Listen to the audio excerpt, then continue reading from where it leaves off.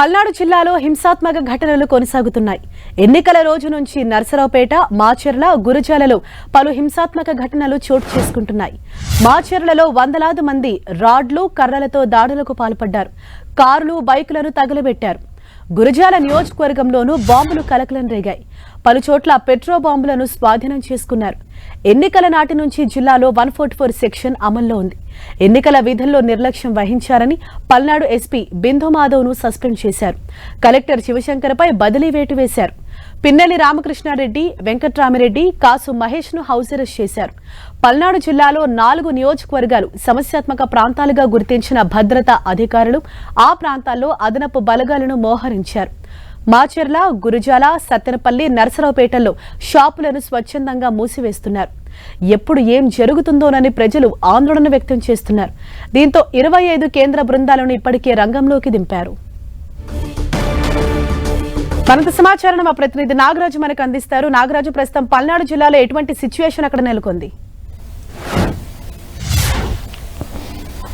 హరీష, ప్రస్తుతానికి పల్నాడు ప్రాంతంలో అయితే ఎప్పుడు ఏం జరుగుతుందని చెప్పేసి ప్రజలు కూడా ఆందోళన వ్యక్తం చేస్తున్న పరిస్థితి ఉంది.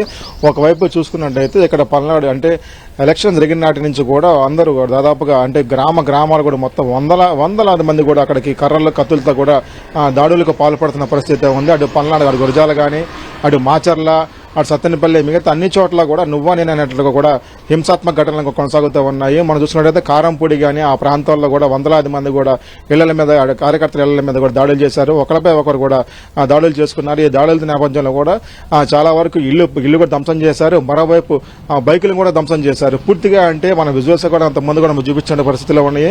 కర్రలు, రాడ్లతో కూడా వందలాది మంది కూడా శరీర వ్యవహారం చేశారు.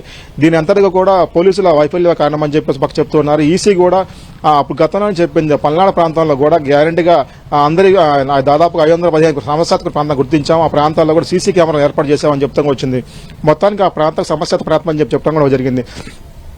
దాదాపుగా 18 కేంద్ర బలగాలను కూడా దింపి కూడా పహారా కాస్తూ ఉన్నారు. అయినా కానీ ఎక్కడ కూడా ఎవరు కూడా అక్కడ గ్రామ ప్రజలు కూడా చాలా మంది వరకు కూడా దాడులకు పాల్పడ్డారు, ఎగ్గింగ్కి పాల్పడ్డారని చెప్పేసి కూడా కొంతమంది నేతలు కూడా ఆరోపిస్తున్నారు.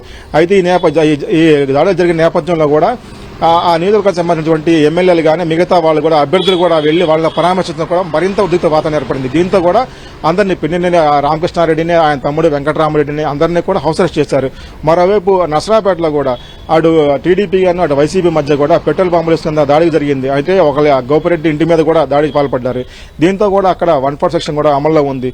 అంటే ఎన్నికల ముందు నుంచి కూడా 144 సెక్షన్ అమల్లో ఉంది. అయినా కానీ హింసాత్మక ఘటనలు చోటు చేసుకుంటా ఉన్నాయి. దీని మీద కూడా ఇది పోలీసుల వైఫల్యంగా కూడా ఇప్పటికే ఆ ఈసీ కూడా భావించింది. దీంతో కూడా ఇప్పటికే ఆ కలెక్టర్పై బదిలీ వేటు వేసింది. అటు ఎస్పీ బిందు మాధవ్ సస్పెన్షన్ వేటు కూడా చేసింది.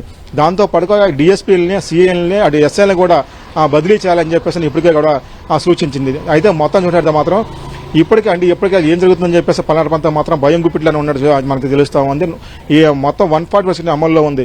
ఆ కేంద్రం నుంచి వచ్చినటువంటి 25 బలగాలు కూడా ఇప్పటికే పహారాగా వస్తున్నాయి. ఇవన్నీ కూడా ఎలక్షన్ అంటే ఎన్నికలు అయిపోయిన తర్వాత కూడా ఇప్పటికే కొనసాగుతున్న పరిస్థితి ఉంది. మొత్తం అంతా కౌంటింగ్ పూర్తయ్యే వరకు కూడా ఈ బలగాలని ఉంచుతారని చెప్పేసి కూడా ఇప్పటికే స్పష్టమైన ఆదేశాలు అయితే మాత్రం జారీ చేశారు. Harisha. Right, thank you Nagaraju.